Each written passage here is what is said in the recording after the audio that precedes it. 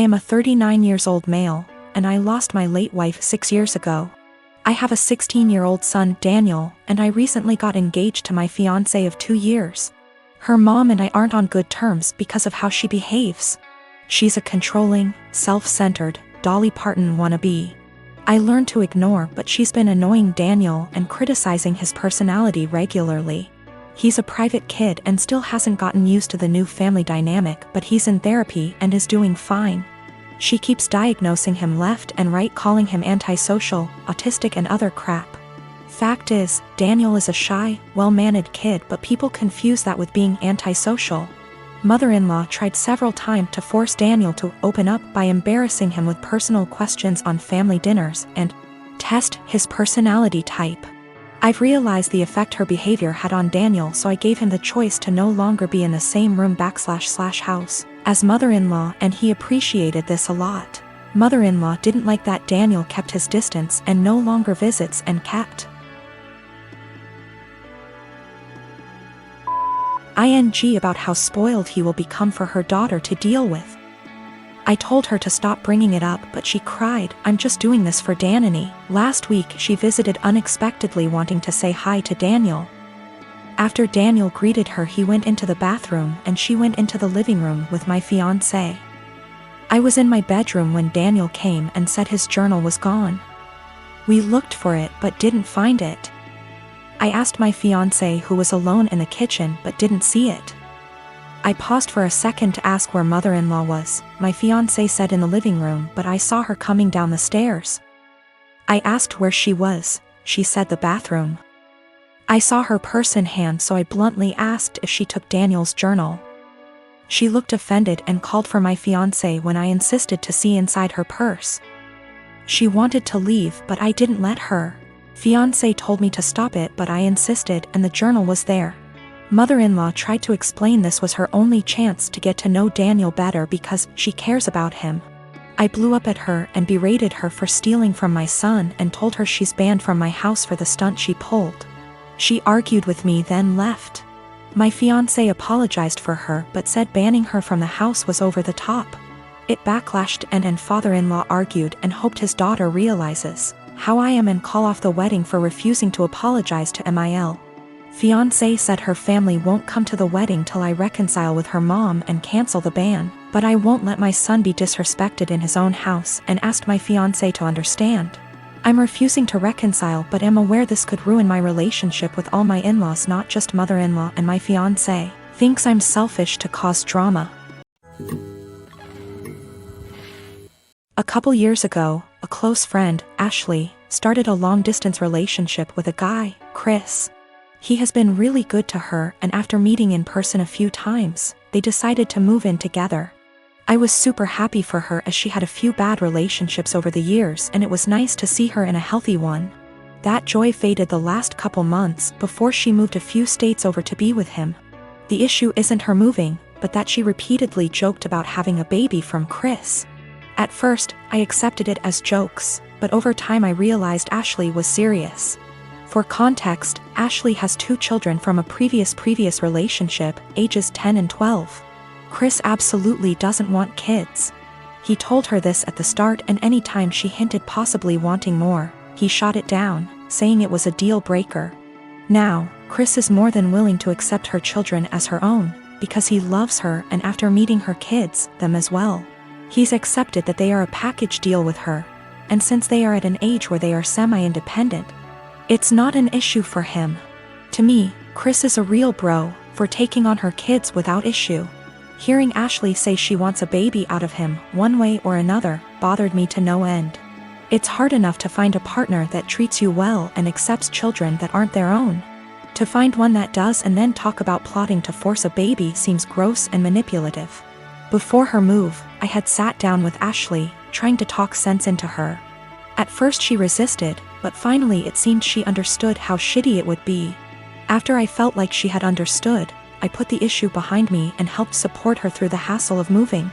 A few days after she left, I got a call from a mutual friend who delves into the Wiccan / metaphysical realm.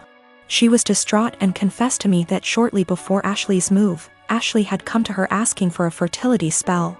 This friend didn't feel comfortable about it and refused.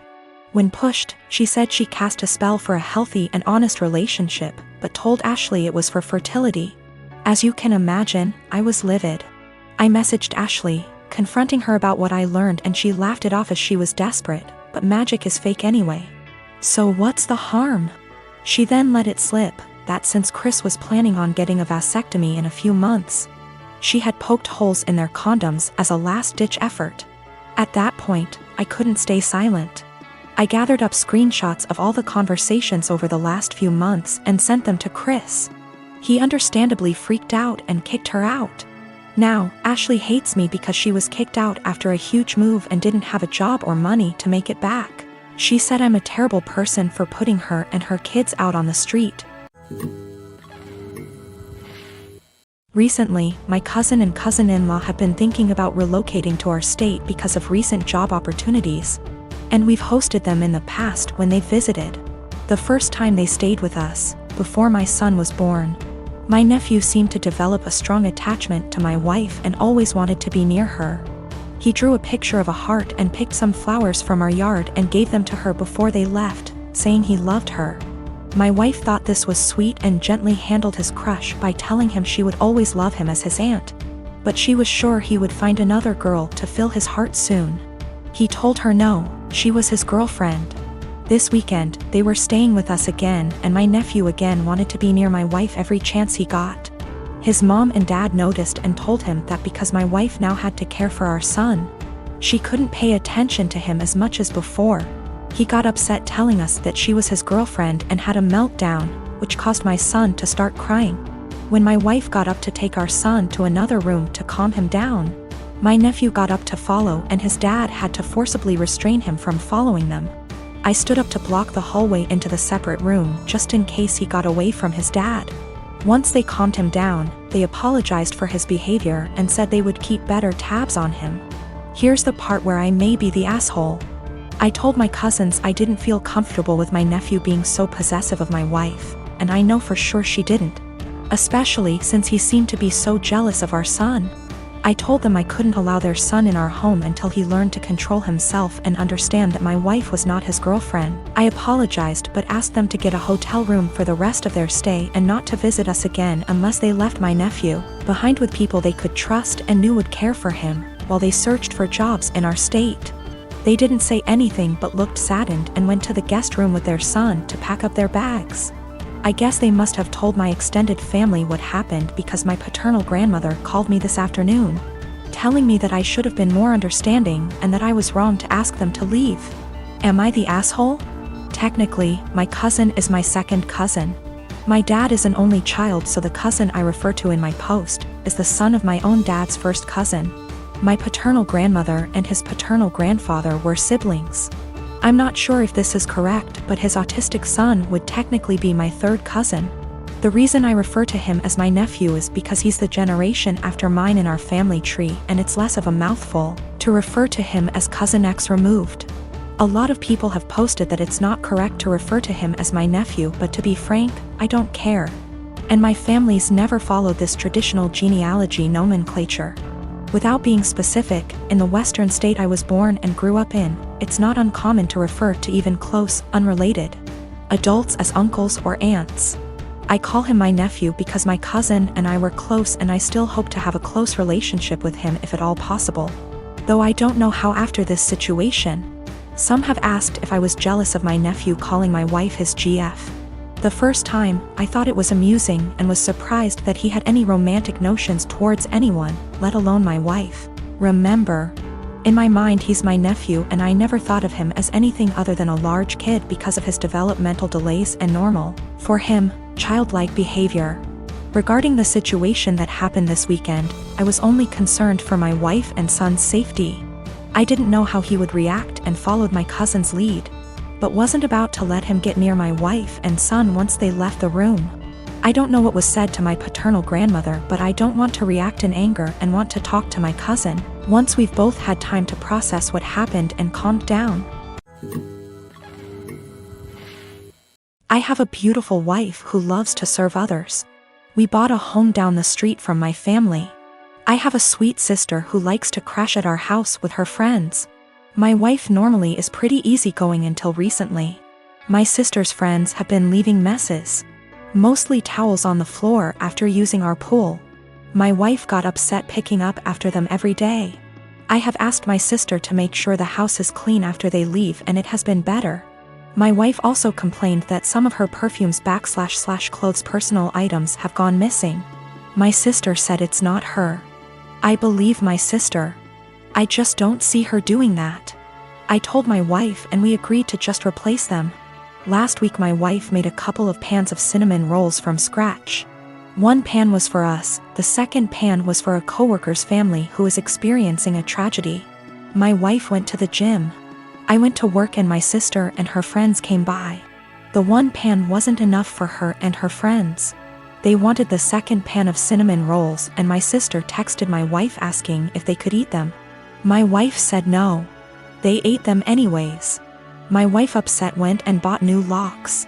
When I came home my wife handed me a new key and told me that she didn't want anyone else to have a key to our house. I tried to calm her down and tell her that I would just go replace the eaten cinnamon rolls with store-bought ones. My wife decided this was her hill to die on and said no, my sister lost the privilege to come when we are not home. Replacing stolen items wasn't good enough anymore. My mom called and asked if my sister could use the pool as a back-to-school party. I was under the impression my mom would be there. I said yes. My mom was at work and our schedules clashed. The easiest solution was for me to change the locks back so they could come into the house. My mom didn't come with my sister. When my wife got home after the party, it was a mess. She sent me photos. She called me the A for changing the locks without talking to her about it. Keep in mind she did too, then told me I broke her trust. She wasn't safe in her home because she keeps getting robbed and I refused to put an end to it. I did talk to my sister. Then my wife let me know she was staying with a friend for a while. Am I the A here? I feel like I have tried to right any wrongs that have happened between my wife and my sister. I talked to my mom again and let her know my sister isn't allowed over without me home. I asked a friend's wife who is a maid to come deep clean our home. So if / when my wife comes home it's clean. The last thing is my mom asked me to help cover my sister's cheer. She is on track for a scholarship. I told my mom I would pay half of my wife's things were returned. If not, the money was going to replace the stolen items. Also, my sister was invited to homecoming. She wanted me to buy a dress. I told her no for not following our home rules, and the money I saved for the dress is going to pay for the maid. I did replace the locks again. I also am planning a romantic dinner I will make and clean up. I heard a lot about the cinnamon rolls. Someone on here gave me the idea to make them. I am for a dessert.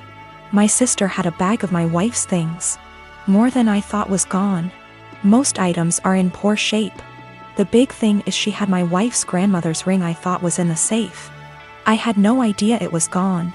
My sister said that she found it on my wife's nightstand during the party. She forgot she had it on when she left our home. The ring isn't valuable, it's just sentimental. I told my mom who the ring belonged to. My mom lost it. My sister is now grounded. My wife is coming home. I am staying at a friend's house until we can work some of this out. I already stated it, but I did put the locks back on my wife bought. My family doesn't have that key. My mom called my wife last night and asked what my sister can do to fix / replace the damaged items. My wife said have her meet me every morning at 5 a.m. I decided to tag along and see what my wife had planned, trying to support her in whatever punishment she decides to do. You know, the cinnamon rolls. My wife's co-worker's 4 years old is in the final stages of cancer. My wife's plan is for my sister and her to prepare breakfast, get their other kids up and ready for the day, start laundry, basic cleanup, so her co-worker and his wife can spend as much time as he can with the sick child before work. My sister was silent the whole time coming back home. I can tell it really hit her that her life isn't as hard, even being grounded.